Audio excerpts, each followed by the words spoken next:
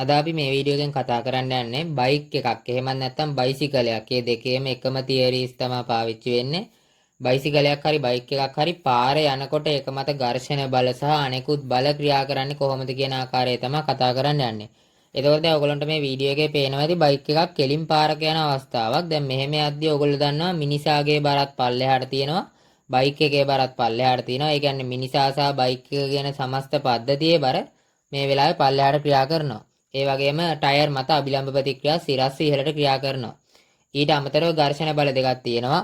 දැන් බයිසිකලයක ගත්තාමත් බයික් එකක ගත්තාමත් චේන් එක සම්බන්ධ එහෙම නැත්නම් මෝටරේ සම්බන්ධ රෝදය වෙන්නේ පිටුපස රෝදය. පිටුපස රෝදයට තමයි අපි කියන්නේ එලවුම් රෝදය කියලා. එතකොට එලවුම් රෝදය ගත්තාම බයික් එකක එලවුම් රෝදය ගත්තාම එලවුම් රෝදය මත ඝර්ෂණ බලය ඇති වෙන්නේ ඉස්සරහට.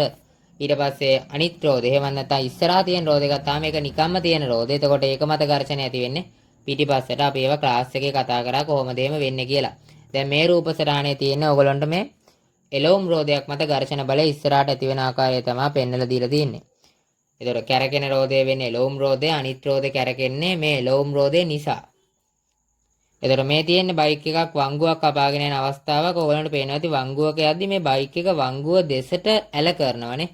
එහෙම ඇල කරන්න හේතුව අපි තියරි මේ 2025 රිවිෂන් ක්ලාස් එකේ මේ ගිය සතියේ ඉගෙන ගත්තා. මොකක්ද හේතුව? බයික් එකක් ඇල නොකර බයික් එකකට වංගුව යන්න පුළුවන්. මොකද බයික් එක ඇල කරන්න ඕනේ නැහැ. කේන්ද්‍රබිසාරී බලය සපය ගන්න පැති ඝර්ෂණයක් යාට උදව් වුණා. හැබැයි බයික් එක ඇල නොකර ගියොත් බයික් එක වංගුවෙන් එළියට පෙරලෙනවා. ඒ පෙරලීම වළක්ව ගන්න තමයි බයික් එක වංගුව දෙසට ඇල කරන්නේ. ඔයගොල්ලන්ට මේ රූපසරාණේ පේනවා ඇති අර පැති ඝර්ෂණ බලය. ඒ කියන්නේ බයික් එකක් වංගුවක යද්දි බයික් එකේ ටයර වංගුවෙන් එළියට ලිස්සන්න බලනවා. ඊට විරුද්ධ පැත්තට ඝර්ෂණයක් වංගුව දෙසට ඇති වෙනවා. වංගුවේ වෘත කේන්ද්‍රයේ දෙසට ඇති වෙනවා. ඒකෙන් තමයි මේ බයික් එක වංගුවේ යද්දි කේන්ද්‍රබිසාරී බලය සපයගන්නේ. ඒතර කේන්ද්‍රබිසාරී බලය සපය ගන්න මෙයාට කිසි අවුලක් වෙන්නේ නැහැ. වංගුව දෙසට බලයක් තියෙනවා. පැති ඝර්ෂණය එහෙම නැත්නම් පාර්ශ්වික ඝර්ෂණය ටයර් දෙක මත. හැබැයි මෙහෙම ඝර්ෂණ බලයක් තිබ්බට බයික් එක මත ගූර්ණයක් ඇති වෙලානේ. මේ පැති ඝර්ෂණයෙන් ගූර්ණයක් ඇති වෙනවා. සමස්ත පද්ධතියේ ගුරුත්ව කේන්ද්‍රය මේ ලෝයේ තියෙන යම් තැනක කියලා හිතන්නකො. පද්ධතියේ ගුරුත්ව කේන්ද්‍රය තියෙන මැද හරියනේ.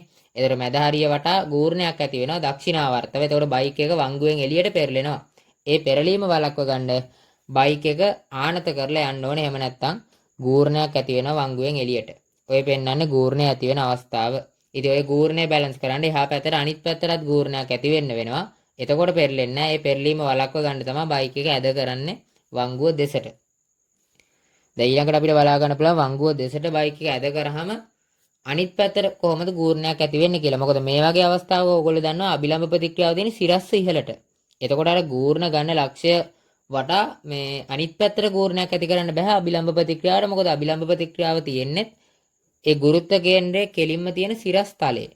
ඒ සිරස් තලයෙන් වෙනස් වුණොත් තමයි ගූර්ණයක් ඇති කරගන්න පුළුවන් වෙන්නේ. දැන් මේ රූප සටහනෙන් ඔයගලන්ට පේනවා ඇති බයික් එක ඇල කරාම පද්ධතියේ ගුරුත්ව කේන්ද්‍රයේ තියෙන මැද හරිය. හැබැයි අභිලම්බ ප්‍රතික්‍රියාව ඇති වෙන්නේ එහා පැත්තෙන්. එතකොට අභිලම්බ ප්‍රතික්‍රියාව වතාවක් ලම්බ දුරෙන් ඒ පැත්තට ගූර්ණයක් ඇති වෙලා අර ගූර්ණය මේකෙන් බැලන්ස් කරලා ඉවරලා බයික් එක පෙරලෙන එක වළක්ව ගන්නවා. ඉතින් ඒක නිසා තේරුම් ගන්න බයික් එකක් වංගුවක වේගෙන් ගියොත් එහෙම අනිවාර්යෙන් වංගුව පැත්තට ඒක ගොඩාක් ආනත කරලා යන්න ඕනේ. එහෙම නැත්නම් පෙරලෙන්න ලොකු chance එකක් තියෙනවා. හැබැයි බයික් එකක් හිමින් නම් යන්නේ ඇත්තටම ලොකු ආනත කිරීමක් කරන්න ඕනේ නැහැ. පොඩි ආනත කිරීමක් කරා නම් හොඳටම ප්‍රමාණවත්. ඒ ආනත කිරීම උනත් නොකරත් කමන්නේ. මේක ඊටාම හිමින් නම් යන්නේ. හැබැයි වේගය වැඩි කරන්න ඔය ආනත කරන කෝණය ගොඩක් වැඩි කරන්න වෙනවා පල්ලෙහාට. එහෙම නැත්නම් පෙරලෙන්න බලනවා. එතකොට බයික් එක මත ඝර්ෂණ බල ලකුණු කරන විදිහ අපි ඒවා රිවිෂන් ක්ලාස් වල කතා කරා මේ ගිය සතියේ. එතකොට මෙතන වීඩියෝ එකකින් ඔයාලට ඒ අදහස පැහැදිලි කරගන්න පුළුවන් තවත් හොඳට. බයික් එකක් මත මේ බයික් එකක් ගත්තාම දැන් බයික් එකක් වංගුවෙන් එළියට ලිස්සන්නත් පුළුවන්. එහෙම නැත්නම් පෙරලෙන්නත් පුළුවන්නේ. හැබැයි බයික් එකක වංගුවෙන් එළියට ලිස්සන්න පුළුවන් යම් උපරිම වේගයක් තියෙනවානේ. ඊට වඩා වැඩි වේගයකින් බයික් එකක් වංගුවේ යන්න ගියොත් අනිවාර්යෙන් ඒ බයික් එක වංගුවෙන් එළියට ලිස්සලා යනවා. මොකක්ද මේ සමීකරණය කියලා මතකද? මම කිව්වා මේ සමීකරණේ නිකම්ම කටපාඩම් කරන්න එපා. හැබැයි MCQ වල આવොත් ඕගලන්ට වැදගත් වෙනවා. හැබැයි එසේ පේපර් එක આવොත් ඒක තෘප්ත කරලා ඉවරලා ගන්න වෙනවා. ඒක නිසා ඒක ගන්න කොහොමද කියලා දැනන් ඉන්න ඕනේ. මේ දැන් ස්ක්‍රීන් එකේ ඕගලන්ට පේන්නේ v සමානයි μ rg ගේ මූලය. μ කියන්නේ ඝර්ෂණ සංගුණකය, r කියන්නේ වෘත්තයේ අරය, ඒ වක්‍රපතේ අරය, වංගුවේ අරය. g කියලා කියන්නේ ගුරුත්වාකර්ෂණ ත්වරණය. වර්ග මූලය ගත්තාම ඔතනින් එනවා v. ඔය v කියන්නේ මොකද්ද? බයික් එකක් වංගුවක යද්දී ලිස්සන්නේ නැතුව බයික් එක වංගුවෙන් එළියට ලිස්සලා යන්නේ නැතුව යන්න පුළුවන් උපරිම වේගය. ඒක රඳා පවතිනවා පාරේ රළුභාවය මත සහ පාරේ අරය මත.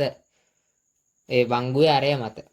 වංගුවේ අරය මත සහ පාරේ රළුභාවය මත. මොකද ඝර්ෂණ සංගුණකය කියන්නේ රළුභාවය මත රඳා පවතින සාධකයක්. ඊට අමතරව ගත්තාම දැන් තව සූත්‍රයක් අපි කතා කරා. මොකක්ද? tan θ සම්බන්ධ සූත්‍රයක්. දැන් මේ ඔයගොල්ලන්ට ස්ක්‍රීන් එකේ පේන්නේ ඒ සූත්‍රය.